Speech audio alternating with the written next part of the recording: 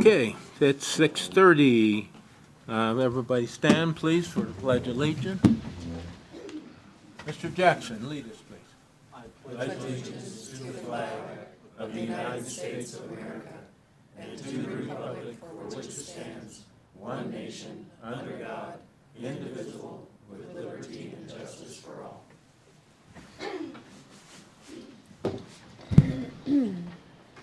Liz, would you do roll call, please? Councilman Butler. Here. Councilman Duran. Here. Councilman Jackson. Here. Councilman Looper. Here. Councilwoman Ham. Here. Councilman Tucker. Here. Mayor Nichols. I'm here. So I'd like to call the March 26th City of Craig City Council meeting to order. First item on the agenda is the consent agenda. We have 3 items on there: approval of the minutes for March 12th, 2024, approval of the bills through March 22nd, 2024, in the amount of $644,658.43, approval of a letter of interest from Mason Updike to serve on the Planning and Zoning Commission Board to replace outgoing member Andrea Camp for a 4-year term. And the last item, item D, approval of letter of interest from Savannah Crowe to serve as an alternate on the Zoning and Planning Commission Board for a 4-year term. With that said, I'll take a motion to approve the consent agenda. And again, if any council member would like to remove any item, we will be put it on the agenda later. I move we approve the consent agenda. Second.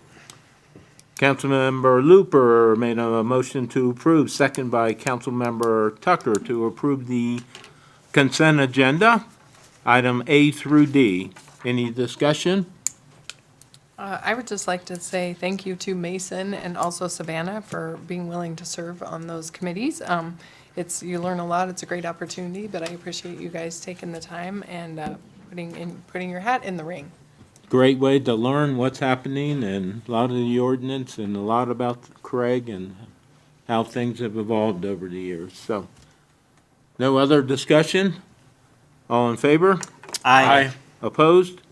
Okay, the consent agenda passes. Next item, item 2, approval of the agenda. Approval of the agenda for March 26, 2024 council meeting. Take a motion? I'll make a motion to approve agenda as presented. Second. Okay, I have a motion to approve by Councilmember Duran, second by Councilmember Butler to approve the agenda as presented. Any discussion? Hearing none, all in favor? Aye. Opposed? The agenda stands as presented. Item 3, presentations. I see none. City manager report. Mr. Brixis. Thank you, Mayor. Good evening, council. Just a few items. Hope everybody received my report. I think we covered a number of those items in the last meeting.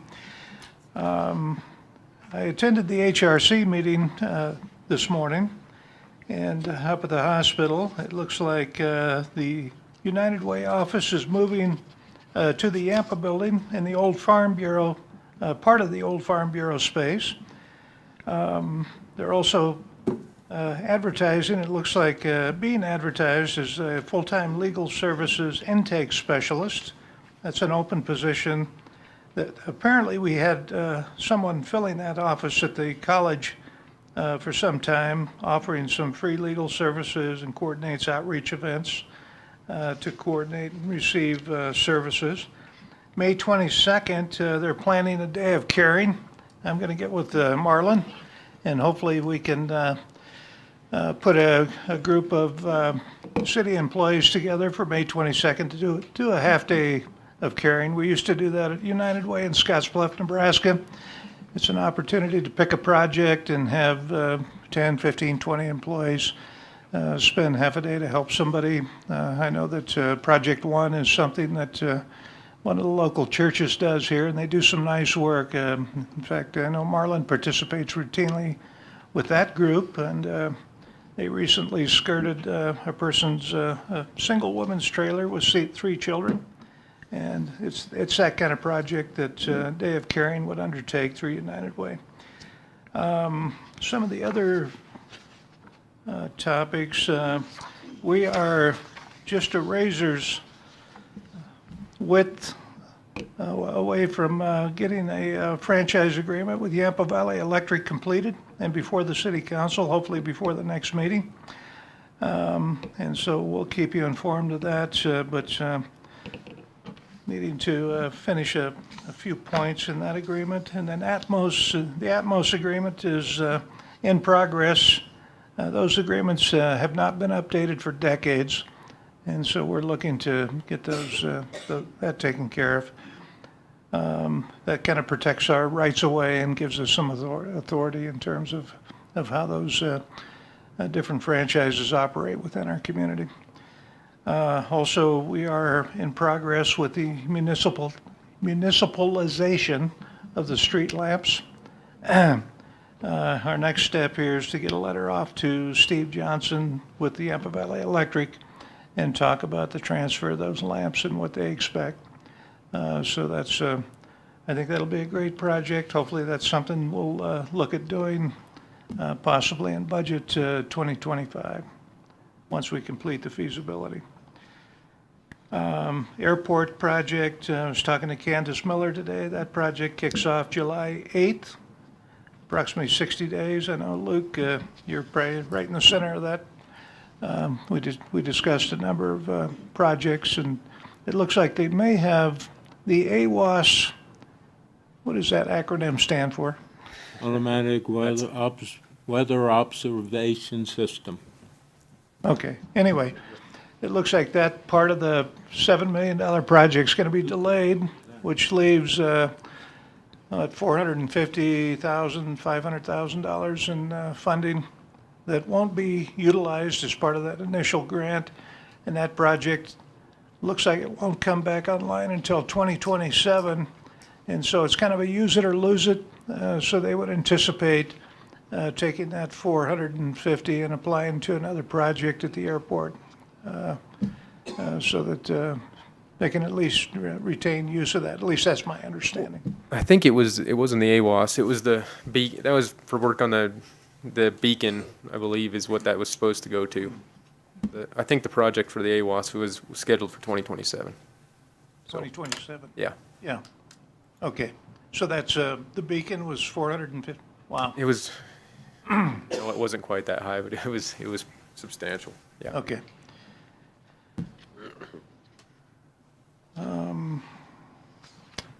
Couple other things here I wanted to mention. Okay, SURSA, April 9th, we'll have a workshop with SURSA talking about council and staff responsibilities. It's usually a really good workshop that's presented by their chief legal counsel.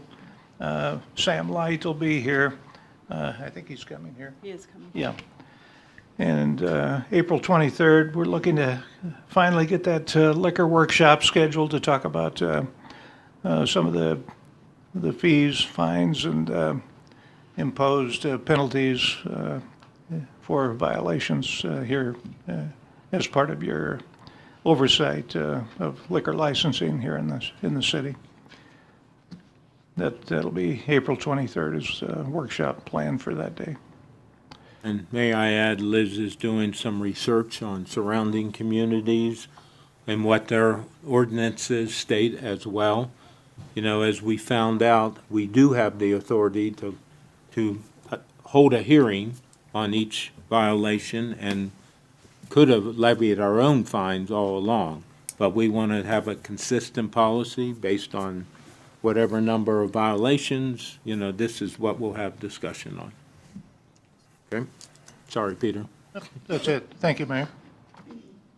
That's all I had. That's all you have. Okay. Councilmember Tucker. Report? Yep, sorry. Yeah. Well, our airport meeting's next week. There is one hangar is concrete will start being poured this next week or this week. And then another one, the building will be showing up end of April. So there's some building going on out there. We did have Tri-States airplane it ran into 3 geese the other day. So now we're doing some goose abatement. We're dealing with chasing geese off the airport, but other than that, that's all I've got right now. Councilwoman Kim? Let's see, so I missed the last meeting, and I was, just prior to that, did attend the, open house that they did for the superintendent search, but it sounds like I was visiting with Luke, sounds like that's moving right along. And then I did miss the LMD meeting last week, so I'll let Randy report on that. Other than that, just attending those extra meetings for the Woodbury Housing Project, and that's it. Councilmember Looper? Okay, had a chamber meeting where we finally have approved the Yampa Building Foundation. All the paperwork submitted to the state, so hopefully within the next 3 to 6 months, we'll hear back from them to see on approval or not. We talked a lot about the Mountain Rail Coalition, and just wanted to let everyone know that the city and the county are in support of it, but it's at such an early stage that the chambers, who's taking the lead, as we move along, will evolve the city and county more. But right now, the chamber is the main point of contact for that coalition right now, and that's the reason why our signature is on the MOU that was created. Chamber was awarded $30,000 from CHAFA for going towards the bathroom and lift remodel that we're doing. We have grants into the Betcher Foundation and to Gates. We are we have a grant ready to apply for, but waiting for approval from History Colorado to apply for $275,000 for a roof. If we do not get that approval or it doesn't go through, there's a possibility of a $175,000 grant from El Pomar that we'll apply for based on what happens with the History Colorado grant. We're on April 3rd, we're having a civics bee, so please all of you attend at the pavilion. We've got 5 kids from Craig and 5 kids from Steamboat. It's a great event. It's just fun to happen, so pay attention. Please come to that. I also attended a Colorado Municipal League meeting. There's a lot of discussion on 2 bills going through right now. One is SB 24-131, which prohibits firearms in sensitive places. And after almost a half-hour discussion back and forth among various municipalities, the CML decided to change from a neutral stance to an oppose unless amended stance. And we'll just see, we'll follow that, and I'll keep you updated as we go along with that. The other one was House Bill 24-1372, which is limiting how law enforcement can use prone restraints. There are a lot of discussion and concerns on how that will limit officers and on the proper training and how that will flow. So again, with that, we went from a neutral stance to oppose unless amended on both those bills. Had an RTA meeting that I went with Chris and Shannon and Peter. There's a lot of discussion. It was between Steamboat and Routt County. And us, Moffat County, Oak Creek, Yampa, and Hayden also attended. A lot of discussion about the next steps moving forward.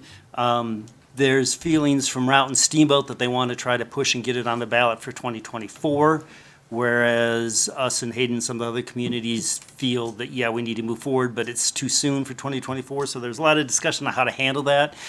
And it can be a stepped-in process. If they decide to move forward, we can always still wait for till 2025 or 2026, whatever we feel we can get the success to make it pass. But the next steps need to be that we hire a firm that will do various things, working on the intergovernmental agreement and also on doing statistical data on what the communities want and what it'll cost, because so that we know, okay, we want these various projects with the RTA, but this is what it's going to cost us. So maybe we don't want as much, we can reduce it. But we need to hire a firm to do that. And so that will be our next steps, is as a council seeing what that's going to cost and how much we want to contribute along with Routt and Steamboat to make that happen. Attended the LMD meeting. Main thing, we got a great final report from Bad Alibi Distillery as they're moving along. wrapping up their grant. We got a great report from Shannon on the business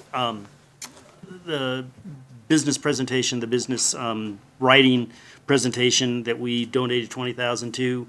And then we also approved $145,000 to the people who are overtaking the Village Inn. They have two concepts.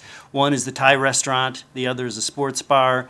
They're hoping, if everything flows through, that they'll be able to break ground as far as remodeling sometime this summer, and then open still sometime this year. And our grant is tied into training once they open. So that was approved.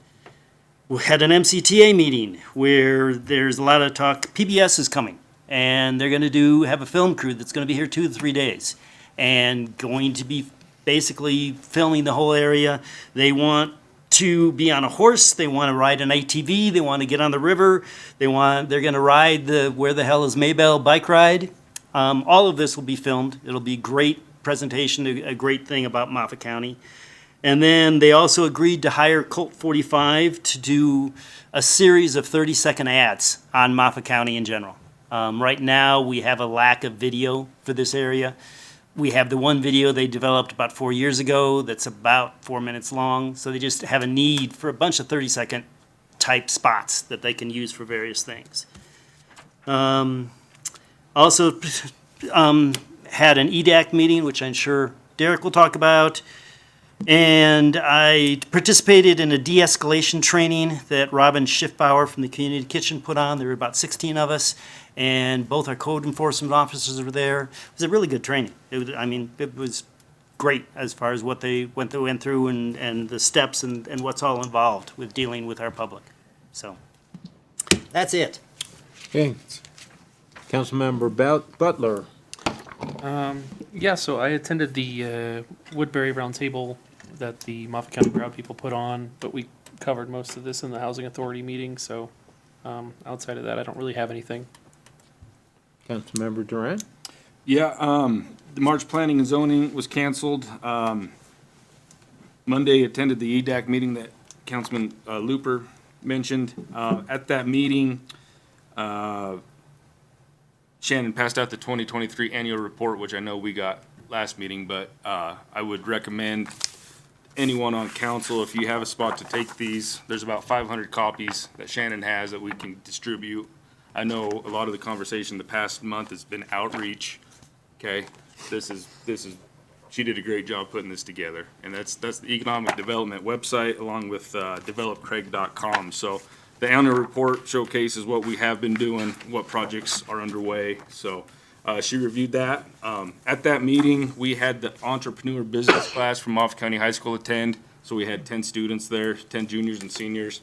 And they were there for the length of the meeting, and they participated quite a bit. And it was nice to hear their perspective on vision and everything that we're pushing for Craig. We also discussed the 2024 business plan competition. As Randy mentioned, last year we awarded $20,000 that was donated by the LMD, $15,000 to the drone service business, and then $5,000 to the amphitheater.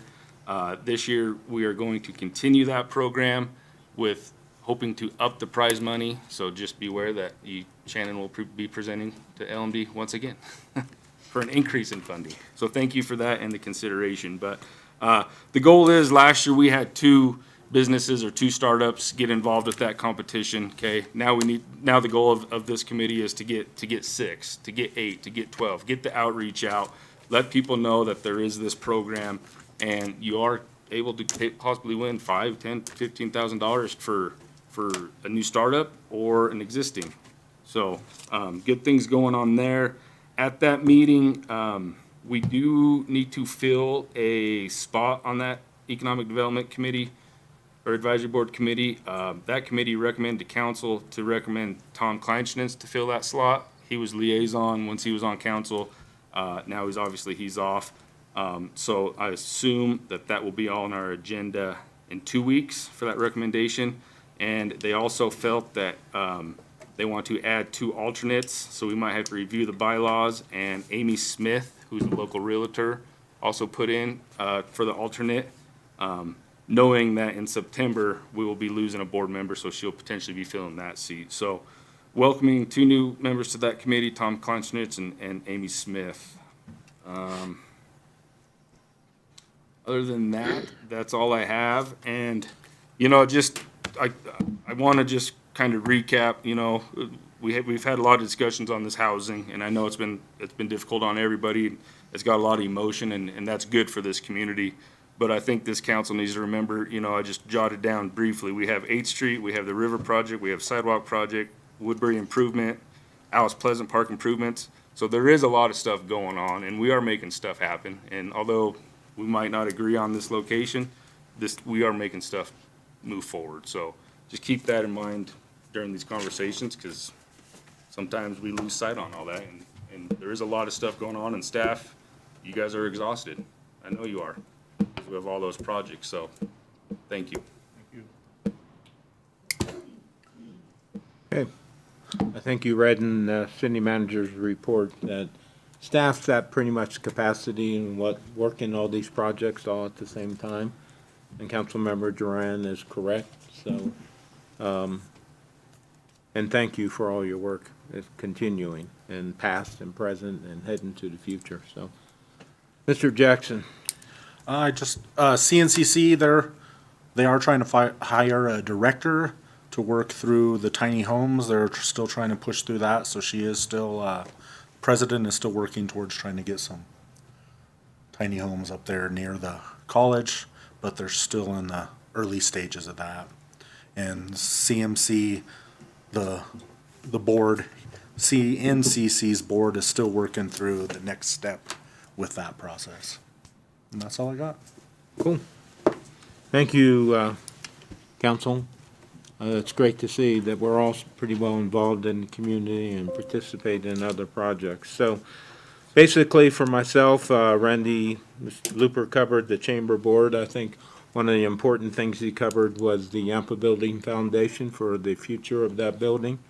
It's going to take a little bit for it to get up and running financially. But I think the community spoke loud and clear. They wanted to maintain that building as a community asset. And this is the first step. And thank Jennifer and the staff for making that happen in the chamber board. Peter and I met with a clean energy company. Won't say the name yet. They wanted to be in town and talk to the community leaders about a project they are bidding on west of town. Pretty sizable project. Potentially, it could be about 1,500 acres. And if they are successful and receive the bid. Problem with most clean energy projects, they don't add a lot of jobs. They do add a little bit of property tax, but it'll be a boost during construction, potentially, if they do land the bid, about 300 people. And so that would be a boost there. I think Randy covered, I did participate in the RTA discussion, and I'm sure we'll have a ton more discussion on regional transit discussion in this community. This is one attempt to eventually have an inner city loop, which would be proposed as part of this, to go run all the way out to West Craig, bring people to town, vice versa, back around. So the potential is there, but it's going to be a hot topic, I'm perceiving. Okay. Attended the Associated Governments in Northwest Colorado. We had some presentations from the Colorado workforce about new programs and new transitional job training programs they're doing. They're actually starting a new program trying to teach trades, even at the high school level and beyond. So that's an effort that they're embarking on now, which we probably need. Legislative update, Randy covered some of the issues, and there's a ton of issues. They've introduced, they're looking at 600 new bills for this legislative session. So, and they're not always friendly to anybody other than the metro area.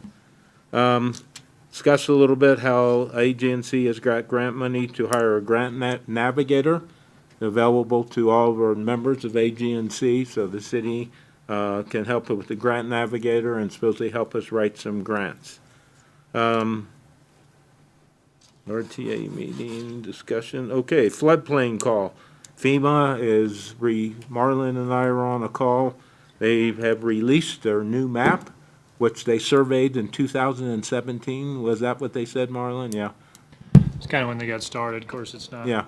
released to the public because it's not official yet, but it's Yeah, it's not official yet. We're gonna have a couple more meetings on, but, you know, it changes the 100 and 500-year flood category for the city of Craig.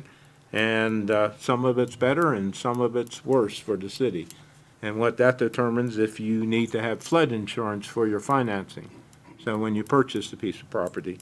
Participated on, with Shannon on the Northwest Colorado CDC. You know, that's our group with Steamboat, Route County Steamboat, Hayden, Craig, Rio Blanco County, Meeker, working through just transition and funding for that group. Fire Board finished the contract for repairing the fire station roof.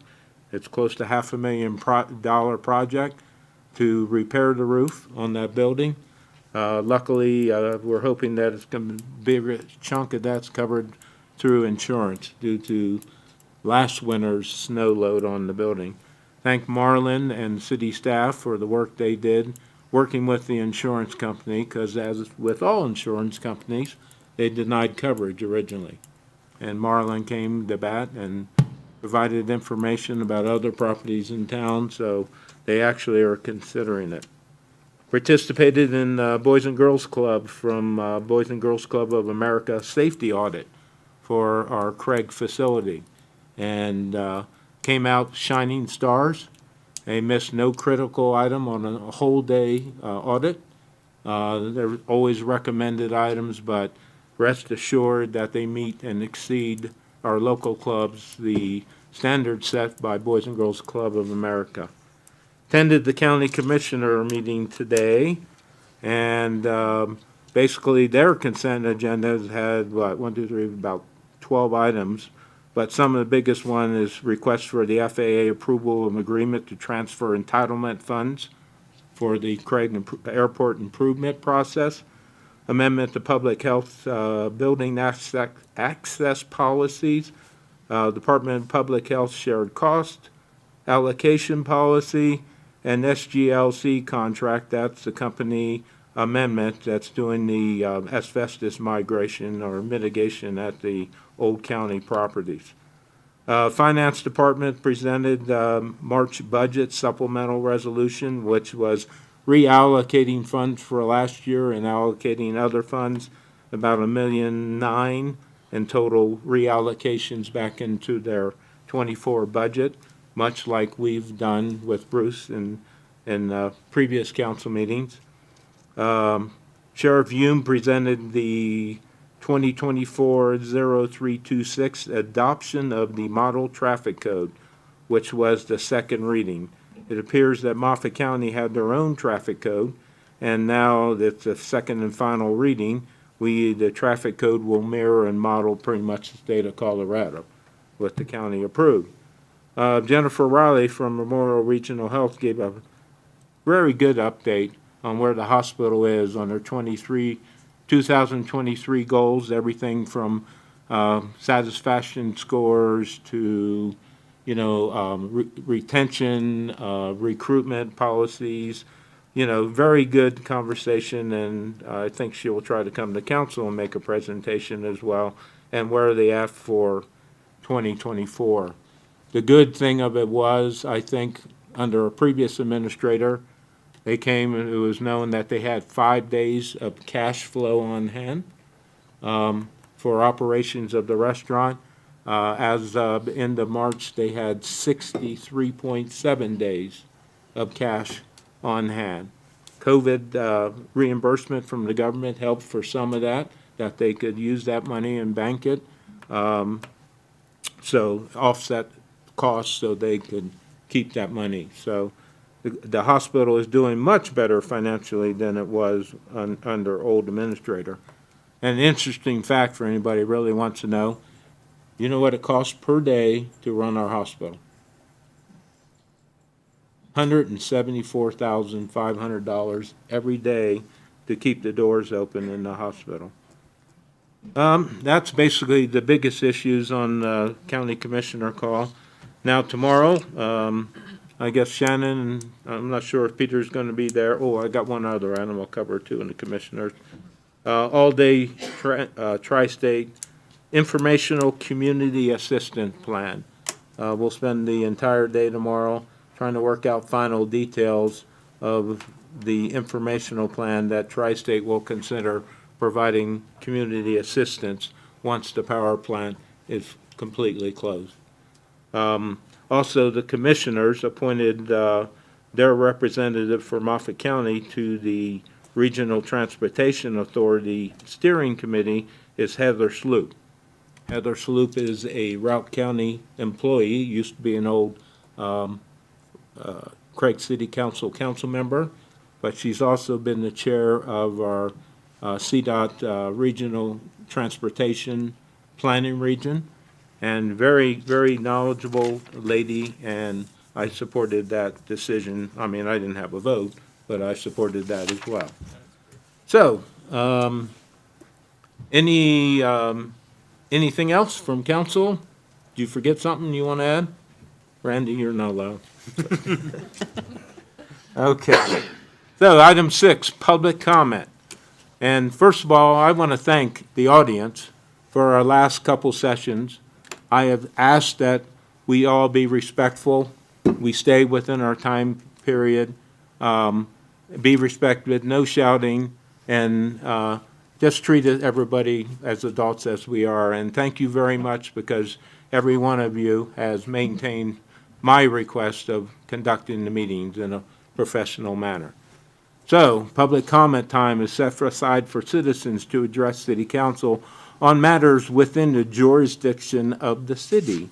Each speaker is allowed at 3 minutes. Speakers may not cede their time to other speakers. City Council can only act on matters that are on the agenda, but may place matters brought to their attention at this meeting on future agenda for considerations. If you have documents to present to the City Council, please provide a minimum of 8 copies in an effort to allow for a response to the comment. City employees will prepare responses to public comments provided to the city clerk at least 24 hours prior to the scheduled meeting. So, with that said, public comment is open. Please come up to the microphone. Same rules apply. 3 minutes. Be respectful to each of us to you, and let's take it from there. Okay, going once, twice. All right, public comment. Last call. Okay, is over. Public hearing, item 7, we have none scheduled. Item 8, other business. Resolution number 8, 2024, a resolution describing the purpose of a donation to the Yampa Valley Golf Association, Inc., YVGA, for the purchase of a fairway mower. So, you have the resolution. It was part of your packet. Any questions or comments on that? We're donating, Peter left the room, but $50,000. Heather, do you want to discuss this? I can give a, Okay. I haven't really been involved, but I read through the resolution. So this is just a donation in the amount of $50,000 to the golf course for a new fairway mower. There's been a lot of discussion over the years about how important the golf course is to the community, whether it's an economic driver, a tourism driver, or just having something to provide to our local citizens. This is something that would pass a scrutiny with regard to a donation considered to be within the realm of a public purpose. And so I think this is just approving that expenditure that was budgeted for the golf course. Okay, any questions on Heather or the purpose of the motion? They did approach council and ask for this donation. The actual price of the mower, $51,126.50. They're gonna cover the $1,126 themselves. Our donation is $50,000 even. And I'm on the board, Chris. I Sure. won't vote on that, or, I mean, I'm on the. Well, you're on the board now, Yeah. you'll have to Yeah, abstain. I'll abstain. Okay? I make a motion to approve resolution number 8, describing the purpose of a donation of $50,000 to the Yampa Valley Golf Association for the purchase of a fairway mower. Second. Councilmember Looper made a motion to approve resolution number 8, 2024, second by Councilmember Duran. Is there any discussion on the motion? Now's our time if you want to have questions or. Okay, hearing none. All in favor? Aye. Opposed? It passes. Okay, item B, 8B, discussion and approval to appoint Randy Looper as the City of Craig's elected representative to the Regional Transportation Authority Steering Committee. So, we already talked a little bit about our meeting we held with Routt County, and it was held in Hayden. There were 4 of us from the city that participated. Randy has been going and attending all the meetings so far, and he volunteered, and I happily said, have it. So Randy, you want to add any more about the, No, it's just making sure that we have a voice as we move forward in this, because it's incredibly important. And I think it's a big step forward for our community that an RTA eventually passes. And so by me attending in addition to Shannon, or instead of Shannon, it gives us more of a voice in what's going on. and I agree, we need to be at the table. Need to be represented. So, Well, I'll make a motion to appoint Randy Looper as the City of Craig's elected rep to the RTA Steering Committee. I'll second. okay, I have a motion from Councilmember Duran, seconded by Councilmember Butler, excuse me, to appoint Randy Looper as the city's representative to the Regional Transportation Authority. And I don't think there's a financial interest in this, Randy, so you can vote. No conflict of interest. So, any discussion on the motion? Hearing none, all in favor? Aye. Opposed? It passes. Congratulations, Randy. Item C, approval to renew the contract of municipal judge with Judge Jay Kramer for a 2-year term ending March 26, 2026. Heather. Sure. So we have sat down with Judge Kramer, who has been serving as our judge, I believe, since the summer of 2020. He's done a great job, as the council, I think, recognizes. The influx of municipal court cases has really been pretty significant. He obviously has fulfilled the duties of municipal court judge. One thing that we discussed with him, and we'll discuss this in the liquor license workshop, is the fact that the council has the ability to utilize a hearing officer if they so choose. That's something I think that you all, can have that discussion and weigh the pros and the cons of that. But if the council chooses to utilize a hearing officer, we've contemplated that this will be within the scope of this contract. So there wouldn't be an additional cost or coming back to the council. There was, I believe, a raise to $3,000 a month. We haven't revised or given Judge Kramer any type of increase in compensation over a period of 3.5 years. And then we probably won't review that again for another 2 years. And then he has also requested to receive health insurance, dental insurance, vision insurance through the city as well. And so those were the 2 changes to his contract. The entire contract is part of your packet. If anybody has any question, now's the time for Heather, so pretty standard, and she went over all the changes, so.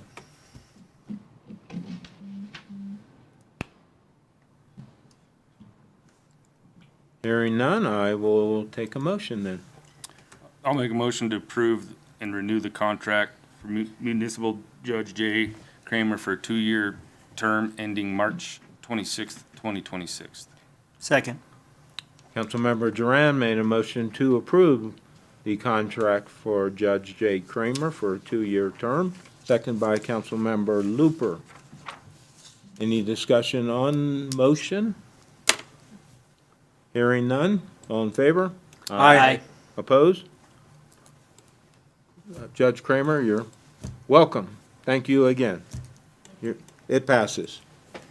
All right, item D, discussion and approval of a letter of support to Senator Michael Bennett in the support of Moffett County's request for a congressionally designated spending to conduct a new multi-purpose events center in Craig, Colorado. Letter is in your packet. I hope you had an opportunity to read it. Any questions on the letter? And No, I don't have any issue with the letter. I think probably all of us were invited to the outreach that they put on. And going into that, I had some questions, concerns, but leaving, I felt a lot better. And I think everyone was able to voice their concerns or their vision. And I think, I think that was a good way to go about it. So, no issues with the letter. And, I have to echo from the standpoint, I was a little bit concerned initially if we could, staff this and cover it. I think the commissioners have committed to hiring a coordinator. That's their whole job, is to go out and keep that center full, bring activities to town, which will add more to the city from the standpoint of sales tax revenue, and fill the hotels and the restaurants when these events are happening. So from that standpoint, it's an economic boost if they get the money to do this. And city has already received several CDS grants that are helping out projects. So with that said, I'll take a motion to approve the letter of support to Senator Michael Bennett. I'll make a motion to approve the letter of support to Senator Michael Bennett for the county's congressionally funded multi-use events center. Second. Councilmember Looper made a motion to approve, second by Councilmember Tucker, the approval of the letter of support for the multi-use event center in the city of Craig.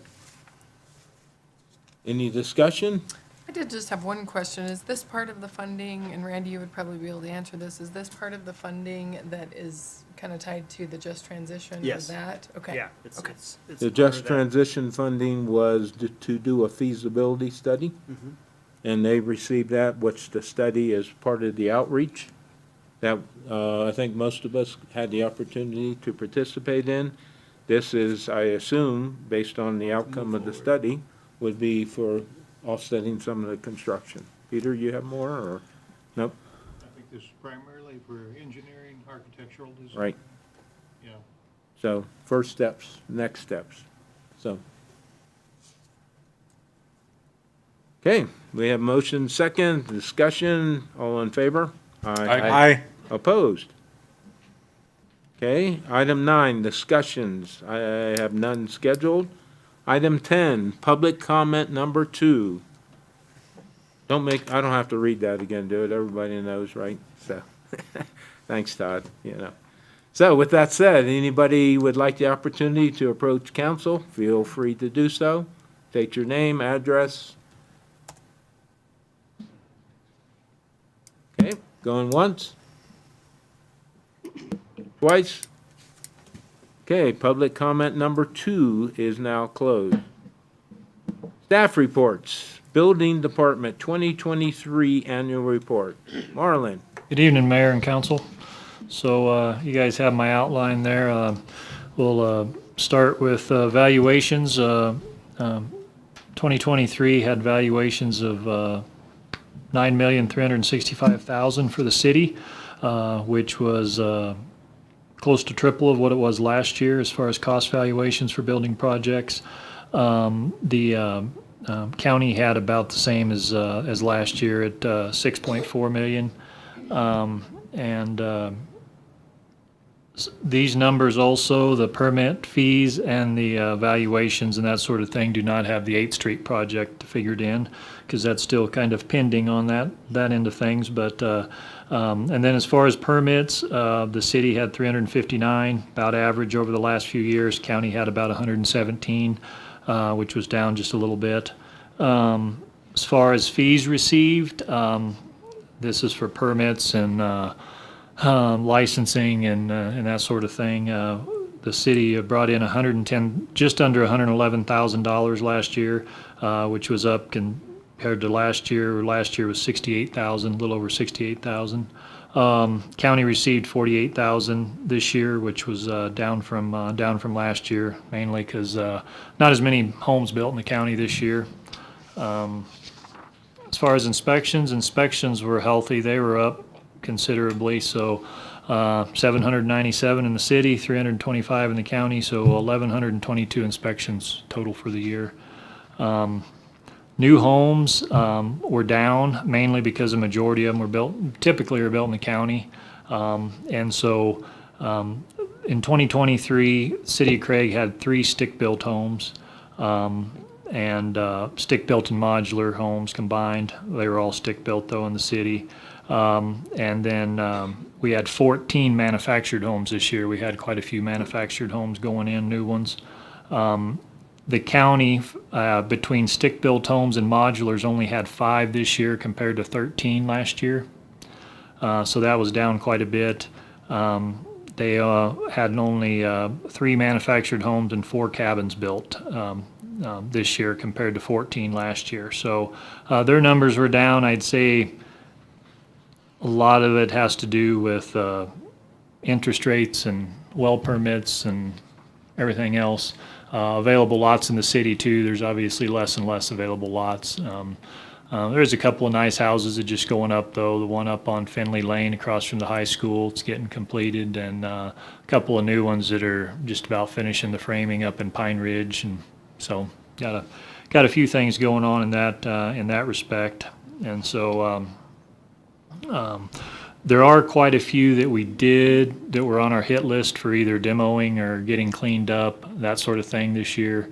One of them was 1046 School Street, which had been a fight for a year and a half back and forth, and so a local contractor bought that, and he's got new trusses on it and new roof on it and putting windows in it and getting it so it can be put back on the market. So it's in a decent neighborhood and a nice 2-story home. It just was owned by the wrong people for too long. So anyhow, but so that one's getting put back, and we're not having any issues there between building department or police department, either one. 727 Tucker Street, which was the sixplex that was burned over on Tucker. It's in the same scenario now. A gentleman bought it, and Jmar Construction went in and put new trusses on it, got it dried in, and so they got local contractors lined up to replumb, re-electric, and get that sixplex up and going. So hopefully by fall, maybe that one will be back on the market. So as far as renting, have available apartments and that. So those are 2 that were really kind of a thorn in our side that we've managed to pawn off without having to spend a bunch of taxpayers' money to do anything on it. So that would have been nice if it happened sooner, but at least we're in pretty good shape on those. One up on 2320 Crockett was one that was needing tore down, and a gentleman bought it and put in a new trailer. 660 Connor and 662 Connor were total junk heaps that code enforcement and constantly having issues with, and then the roofs collapsed over the last winter. And so same gentleman bought those, and he's got a new trailer sitting on one, just getting the utilities hooked to it, and he's having another one delivered for the other lot. So, and got, I don't remember how many 30-yard dumpsters of junk they pulled out of there, but I think the one was 6 or 7. And so getting those lots like that cleaned up, then it's a little too early to say exact what, but over the last week, we've actually, looks like maybe have some forward progress on the apartments on Ranny Street. So, or hopefully, fingers crossed, get something done on those. Yeah, and so that's kind of the ones where we're trying to get stuff cleaned up and get housing all in the same time. here and there, kind of some of that infill, and so that's, those are kind of the main ones, so I don't know if anyone has any questions on the building part. Anything else for Mr. Eckhoff? Thank you, Marlon. Great report, and you're busy, hopefully busier. Okay, item 11B, Mr. Davison, Museum. So is this on? Yeah, okay. Thank you, Mayor and Council. Sort of doing this a little bit different than just purely the end of year. It's sort of a history type involved in this too. So the part of it is sort of a donation comparison, again unaudited. There's several things as I look through this that we need to have some discussion with Mindy and Bruce to potentially do some things different as far as the way we record it.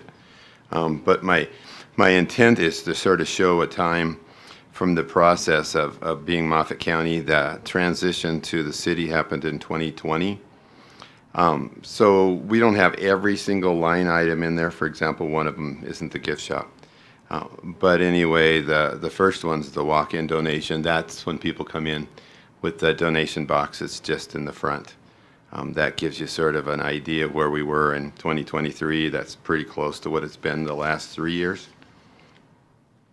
Non-walk-in donations have to do with individual from sometimes class reunions, give us the money that's left over, and sometimes it's other individuals or families that donate money to do that. So the one was really big in 2022 because of a particular group of items that were disposed of at the particular time that brought that up.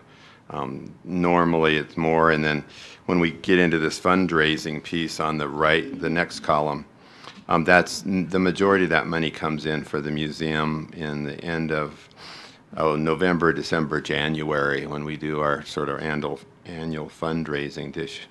When you see that big increase in 2021, a number of items in that brought it to 51,000. A number of those items there were actually non-walk-in, and it should have been in that other column.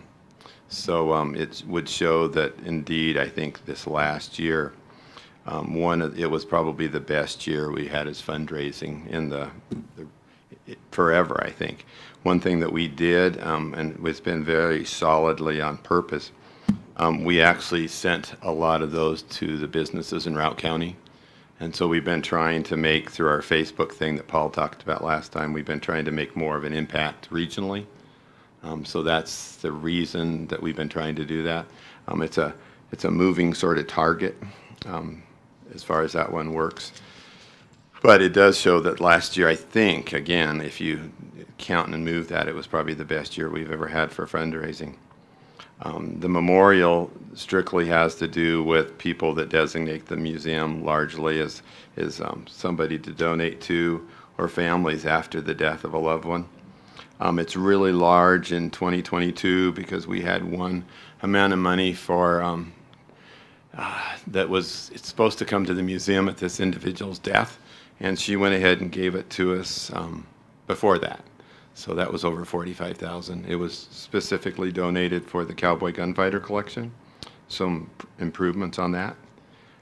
The mineral royalty piece, the people that were on council last year would sort of understand that. Those numbers include, I don't think anybody else I've heard of in the museum world. I'm sure they're out there, but I haven't heard of anybody. Actually, it has nothing to do with mineral royalty through the feds. It's actually donated mineral rights. Just really, really briefly, that started when the federal government started severing the minerals from the surface when they did homesteads back in 1909 to start with coal to start with. And so this is a program we started in 1998, so we're 25 years into this now. It's an issue now, but so like in 2015 with that higher number, there was a lease amount. So that's where you basically lease the right to an oil company to actually to work to potentially drill on that. And so that's why that's a higher number. Certainly it's why it's a higher number in 2023 because 80,000 of that was from leasing some property South Elk Springs on the Moffat County line. The rest of that's royalty, which is probably produced potentially on like 10 to 15 different leases. So those variations largely have to do with the product for oil and gas that come in that time. 13 is an estimate. In that transition, we lost some numbers in 2019, and I haven't gotten that from the county yet to get the actual numbers. The grants have to do with, we had an individual couple from Routt County that donated 15,000 plus to us this last year that was unsolicited. And the rest of that is actually LMD, and we're trying to get that tied back into where that shows up correctly.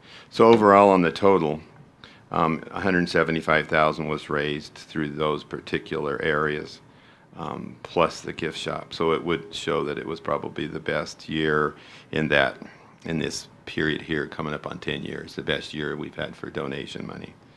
A little bit about the mineral program too. I realize we live in Colorado, and we have sage grouse, we have presidents and governors that are against anything to do with energy. So that's somewhat questionable.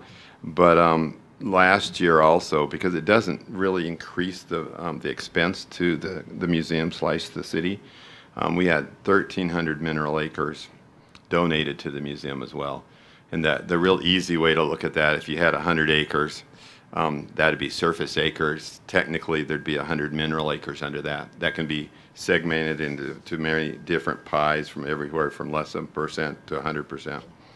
So that's that there were 1,300 acres, which is substantial. The value was approximately $10,000 from the Moffat County Assessor for that donation.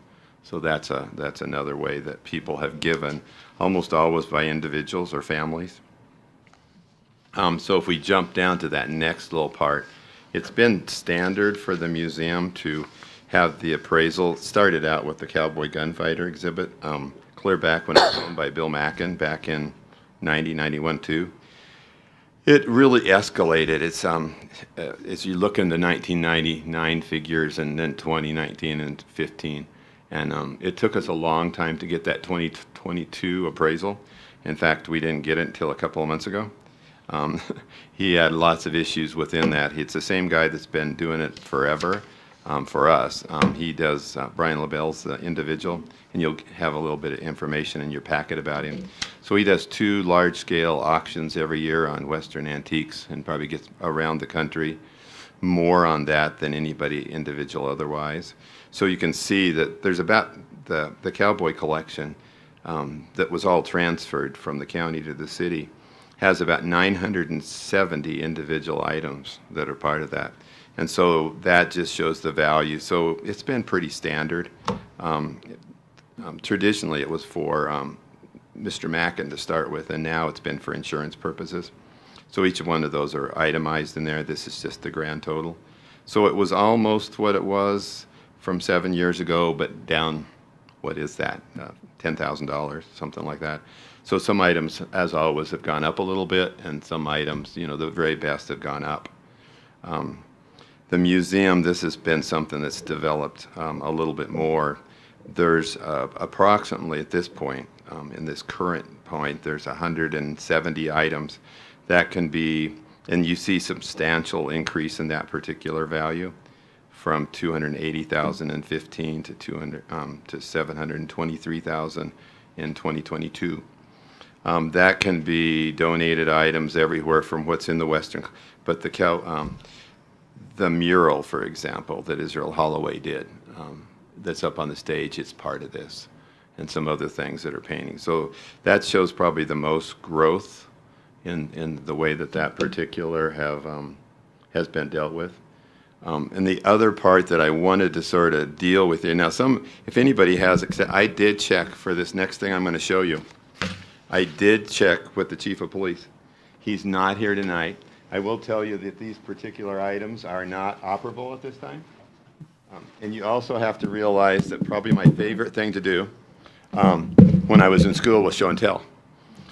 I was really bummed when elementary school was over, and it's been over a long time. But it's like a long time. So these are not operable at this point. And again, I did get permission from the chief before I did it. I said, "Are you going to be there?" And he said, "No." I said, "Okay, just in case." So every year, and I want to also mention it was extremely important, the full-time person that we had the year before. We've made tremendous progress in the way we do cataloging processes and digitize the information to make that more available to the public. We couldn't have done a lot of the things that we're doing. But another thing, approximately 60 people or individuals, this is only an average, donate things to the museum every year. And that can be from one item, and I hate to tell you, in one particular case, it was largely photographs, because we're trying really hard not to take them unless they're very, very pertinent to exhibit or the collection. Anyway, that can be daunting, to say the least. But this particular individual lived down in the southern part of the state. He never had been in Craig. He saw the museum, saw the collection, saw the way the website worked, and this had been in the father. So it actually says it's a special from Heiser out of Denver, probably a 100-year-old set, double gun rigs are very unusual in the Old West, but these say Oklahoma, and again, quite extremely collectible. So it was donated, and the same individual that did this appraisal for us then turned around, and that was $9,500 that were given. So I just want the council to realize that we have more pieces to that donation than you see in dollars and cents many times. So I don't always bring guns to city council. In fact, I can say it's the first time. It's not something that's normal. And then the last time that really has been important to the museum, and the city's allowed us to continue to do that, is the fact that sometimes lots and lots of people donate items, and lots of people don't. So this particular thing, and it might look really unimpressive, but we've been collecting. He's been one of my research projects for 30 years now. But Bob Meldrum was sort of a bad law enforcement character, sort of played both sides. We have a reproduction of his gun that was received while he was a strikebreaker down in Telluride at the first of the last century. But anyway, he actually had a run-in with a particular cowboy from Craig in Baggs, Wyoming in 1912. So this was his wanted poster. Extremely rare. And it was actually acquired by purchase last year. But and so it goes together very much with an exhibit we already have there. But I would tell you that it's only a single sheet of paper, but the value of it in the appraisal was $9,000. And you'd say, "You're kidding me," but I'm really not. And we had some other items that were very much like that. So that side of the sheet is not something you see in numbers and dollars and cents. It's something that's a value that accomplishes, and because of the support of the city and the city council, and it's been a lot of fun to work with Peter, and it's really been amazing to get to work with him. For me personally, it allows us to continue to build that, and I think we're just sort of hitting our grounds with doing that. And last year also, our computers were all at the end of their lives. They hadn't been replaced for far too long. And so we were able to upgrade those. So we were able to do all this stuff that we're talking about digitally as well because of that computer system. That's my report part. Do you have any questions? Questions for Dan? So Dan, how many years since the city took over operation? Well, we started, it was 2020, January 1st. So we're into we're into the 5th year now, 4 full years. Fifth year. Yeah. I think one of the things that I know council at the time talked about is you need to help get a little bit more offsetting costs and improving that area. And your total for last year was, best in 10 years. So thank you very much for that. And it helps us financially down the road, and keep the museum growing. And too often, we all take for granted something right in our very backyard, so doing things like this kind of puts it in perspective for us, what's actually in the museum. So thank you. Thank you. All righty, next item, finance report. So you look on Bruce's left-hand person there. We have Mindy Elliott. Hi, Mindy. And so who's giving the report? Bruce? I told Mindy I'd go through this first report for her and then turn it over to her. Then you'll turn it over to Mindy, okay? So, just warn you, no actual to actual, okay, Mindy? This is the financial report for the city as of the end of February. So we have 2 months. When you look at the countywide sales tax, the only figure we have to date is we just got it in March for January. The state collects it for January, they collect it in February, and then they sends it into the state. We don't get from the state until March. So that's why we're so far behind. But it showed that that figure was less than anticipated. Actual was down 7.15%, which is about 11,600. And then the actual budget, pretty much similar. That was down 11.63%, and so almost 20,000. So we're hoping that comes back. A little bit better on the city sales tax that you can see actual just for the 1 month. Of course, we're still collecting here in March for February, so this is January sales received in February. And so actual we've got 5.21% year to date just for that month. And then actual budget, it's up 0.20. So we'd like to keep that going just the way it is. This is kind of a breakdown of where those dollars are over last year. As you can see, the retail groceries is the highest. It's up. Then you've got retail general, bar and restaurant was pretty close. So as you go through there, you can see the different categories, what might be up a little bit or down a little bit. So I'd like to give you an idea of what those are. The next one is our water receipts for January and February. As you can see, actual up by 9.12%. We did raise the rates about 10%, so actual budget we're just behind 0.11%. So we're fairly close to what we anticipated so far. And this, each month, depending on the weather and stuff, you'll see that go up and down. We might be do better 1 month than another month, so that'll vary a lot.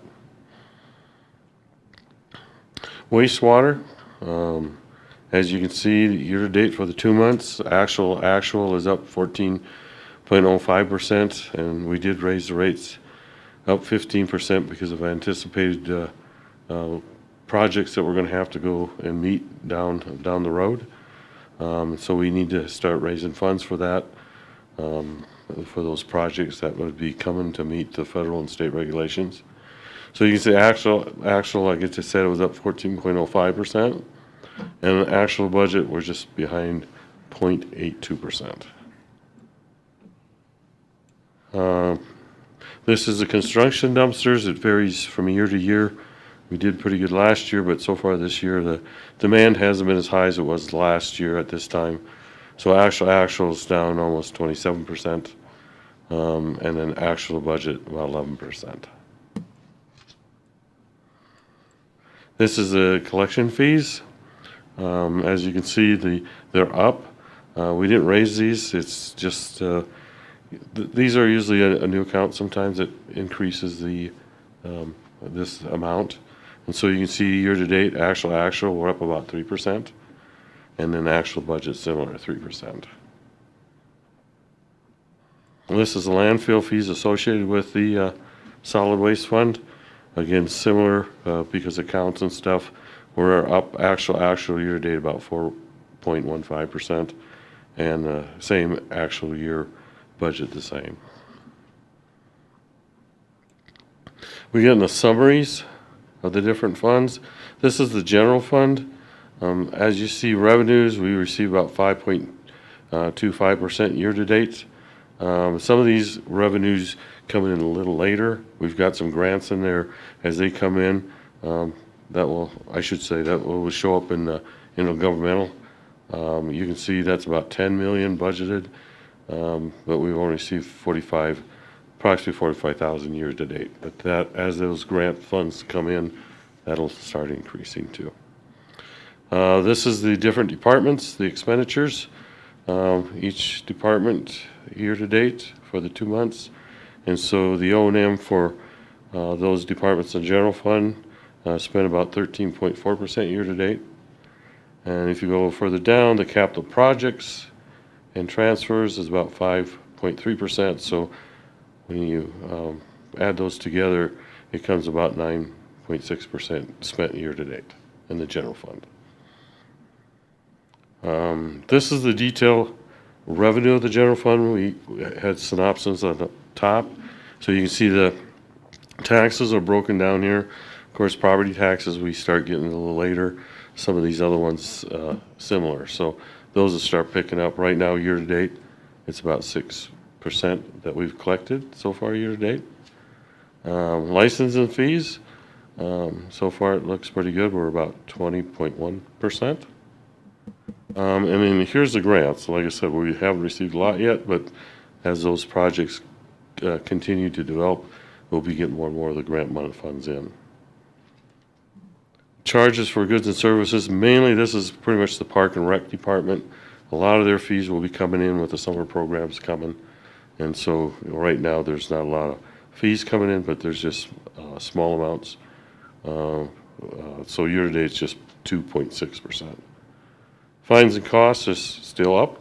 So as you can see, we're with 34.8% year-to-date already. Miscellaneous revenues, it's already at 42.6%. And the one that really stands out is the interest rates. We're a little conservative this year. We didn't know where it was going to go up or down. So we're getting around 5% on return money right now. But if the feds do anything different, sometimes that drops. A couple of years ago, we got like 0.15%. So we try to be a little conservative on that. So we don't know when it's going to go down or up. Contributions, this is funds from other governmental agencies. There's, I can't remember what it was that came in here, but we received some funds this year already. We do get money from the school district for the resource officers. We do get some money from, I think this is where we have money coming in from like LMD or things like that, other governmental entities. So overall, at the bottom, you can see that at year-to-date, we receive about 5.2% in the general fund. The capital projects fund, this is the fund that we get 2 mills in here. We pay for the curb and gutter and sidewalks. And of course, that will be starting up here again in June or whatever, those projects. So right now, there's a little bit of money that came in so far, 2.6%. And of course, we haven't spent anything yet this year. Museum fund, Dan went through some of his reports today. You can see the revenue sources. Again, it's early in the year, only 2 months, so it's 1.4% we've received in revenues year to date. And then we've spent 14.9%. This is the water fund with the fees, the different revenue categories. So year to date, we've received about 9.8%. And again, a big one here, again, is grants. That'll eventually come in, and that'll bump that figure up too. Expenditures, we've spent about 9.8 or 8.9% year to date. Wastewater fund, revenues about 12.8% year to date received, and spent about 4.3%. This is the solid waste fund.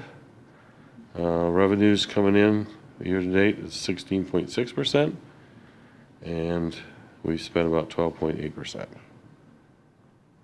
Medical fund, the departments transfer in here to pay for our medical benefits, and so we've received in here about 18.3%, and we've paid about 16.8% out year to date. Then we got the housing authority. Of course, not a lot of activity yet. And so there's not much there, just a little bit, as so far as revenues and expenditures. And this is the Craig Urban Renewal Authority. And again, there's not a lot of activity so far this year for the first 2 months. This is, let's see how to turn it here.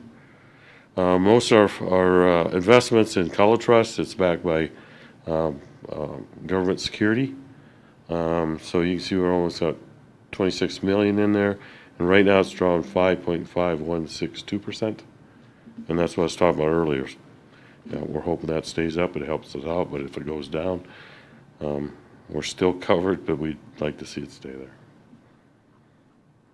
We have a little bit in CSAFE, and similar to this, if I can get it to turn right. Oh, I'm increasing that estimate here. There we go. We have a little bit of money in here that's similar. The monthly average is 5.57%. We included in here the projects, the capital projects, the breakdown. And so as you go through there, you can see which the projects have been started or some haven't been yet. But as those projects get going, you'll see more and more expended and awarded. And it shows what's remaining. And if you go down here, we've already purchased some equipment. I think down here, towards the end, here in the solid waste, you can see that we've got some equipment that came in. I know one of the garbage trucks, I think, finally came in. I guess Shane isn't here. But anyhow, that's the report for the end of February. If you got any questions or need any research, Mindy will help you out. Bruce, Colorado Trust, does that stay in that account, or are you? Okay, so we do have the checking account here in town, and so as we need funds, then we draw that and transfer it into our checking account so we can pay the bills. And so it stays in there, but like I said, we can draw from there and bring it in. Back and forth. And that College Trust was set up a long time ago for any governmental units, counties, cities, school districts, or whatever. We're required to have all our funds secured by government security, and it's got to be, they have to pledge 110% towards the funds we have at the bank or in a College Trust, and so it has to be in a secure, secured by the federal government. Yep. And then going all the way back up to the county. Sizable, do they have any reporting that? Yeah, we'll have to look at that. Right now, we get, let me turn this around here.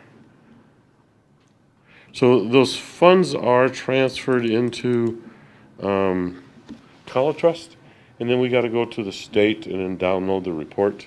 And I'm not sure we've had a chance to analyze that to see, why the drop. Okay. So, Nothing to be concerned about yet. yeah. And we'll look at that too, because that was one, because again, we don't get that figure, we just got it last week, and so we haven't had a chance to look at it. Now's your time to hit Bruce. He's not gonna be around much longer, so, Just filling in here or there. yeah. Well, again, thank you, Bruce, Good. for everything. Council, any other questions? Thank you for hanging around. Mindy appreciates it, right? Somebody's got to watch you. Yeah, somebody's got to watch it. Peter's too busy, so, All righty. Water and wastewater. Mr. Ray, you're up. Thank you, Mayor, Council. I'll cover water operations for February 1st. So we remained in compliance with both state and federal water quality reporting, maintained distribution system pressures and flows, and we worked on the lead service line inventory, and I'll have more on that toward the end. And we had staff preparing for certification exams. So we performed our regular monthly maintenance, and February was free from water main breaks, so that was good. We had time to work on other system related maintenance repairs. And then the last item we have in the maintenance and improvements is we received our 2022 Colorado Award for Excellence in the fluoridation program. Don't know why it's always 2 years behind, but we get the award a couple of years after we were in, participate. So we had an average production of around 900,000 gallons per day. And then we have some statistics as we include every month, and a copy of the awards. And then I wanted to touch on a couple other things. So the Consumer Confidence Report for 2023 is posted on the city's website. I'm going to be working with finance to get out another postcard mailer so that people have a quick way to access the city website by either typing in the URL, typing in a bit.ly address, or scanning a QR code. So same kind of thing we did last year, and that satisfies our requirements. Plus, we'll have it available here at City Hall and at the water treatment plant. So that is a requirement that has to be done by June 30th. And then on lead service lines, so we have to perform a lead service line inventory by October 16th, 2024. And so in that, the purpose of this is the federal government and the state really want to eliminate any remaining lead service lines in homes. And so we have to assess all of the homes in our community. And so we've been working on this lead service line inventory for about 1.5 years now. Anything that was built after 1986 should be lead-free, so we can automatically exclude those. But then there's always questions of places that were remodeled and things like that. So it gets a little complicated.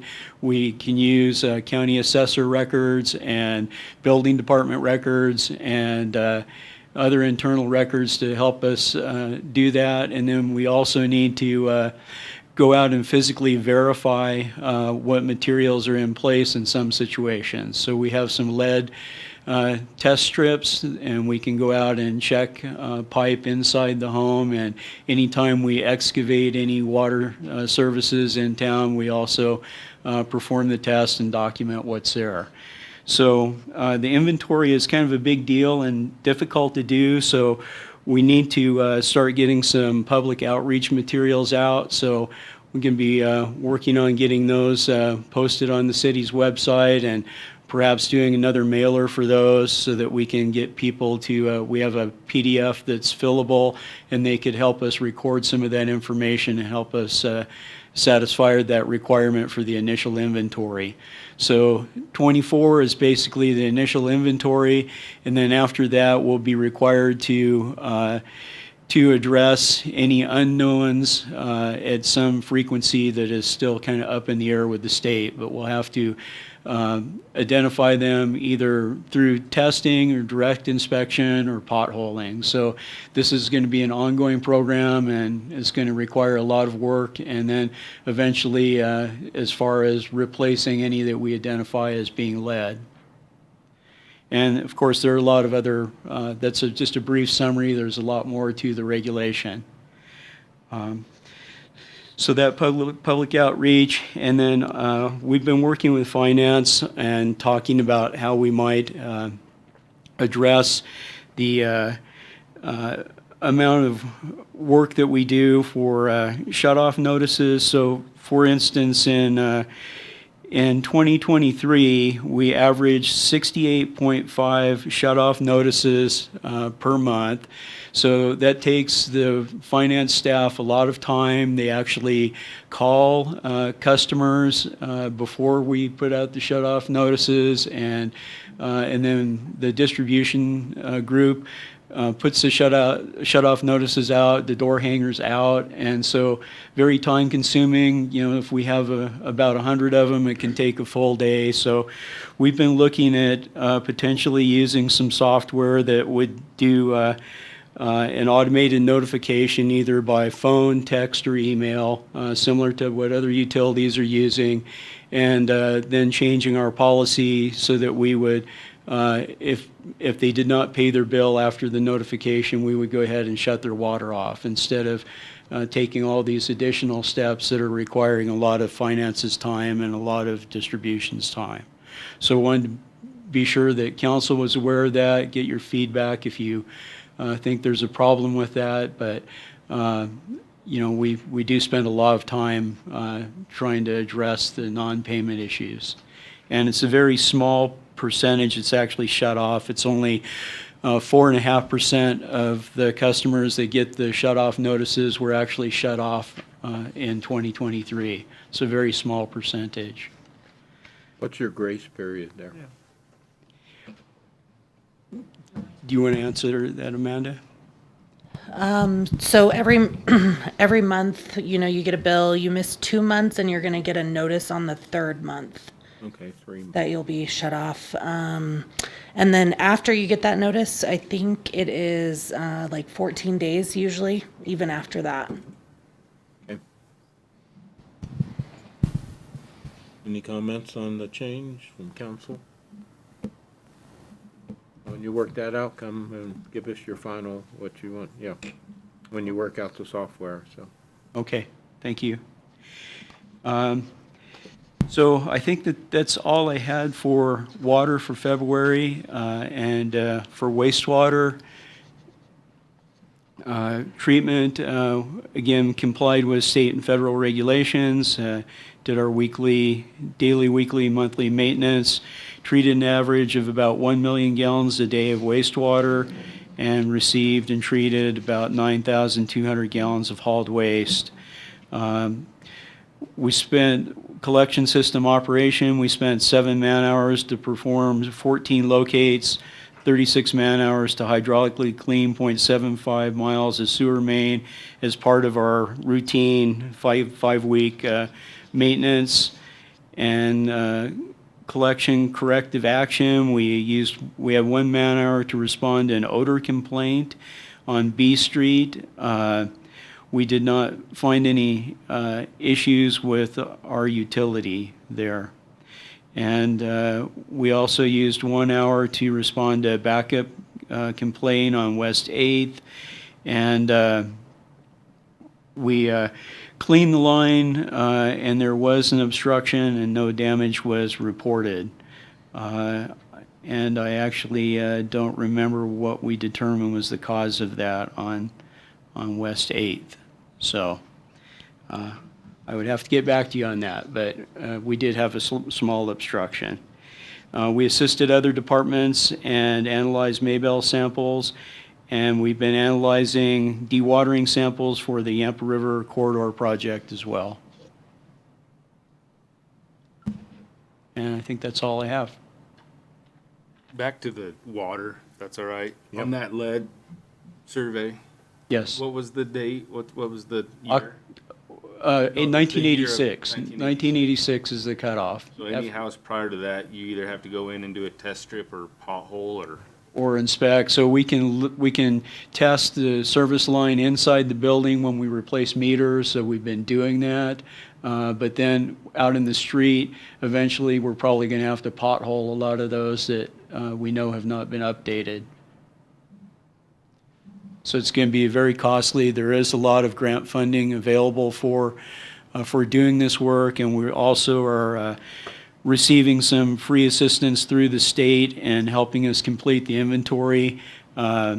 Sunrise Engineering is been contracted by the state, and they're assisting us in preparing the lead service line inventory and generating a nice GIS map that shows which portion of the service line is in compliance and which isn't. So from the city side to the curb stop versus from the curb stop into the house. And eventually, the goal of these regulations is to have that all completely replaced. And so that becomes difficult because then you have a private line from the curb stop in, and then who pays for that? Some municipalities have managed to cover that cost, which is a little unclear because that's funding a private line with municipal money. But I know there's going to be some more grant money out there to assist homeowners with that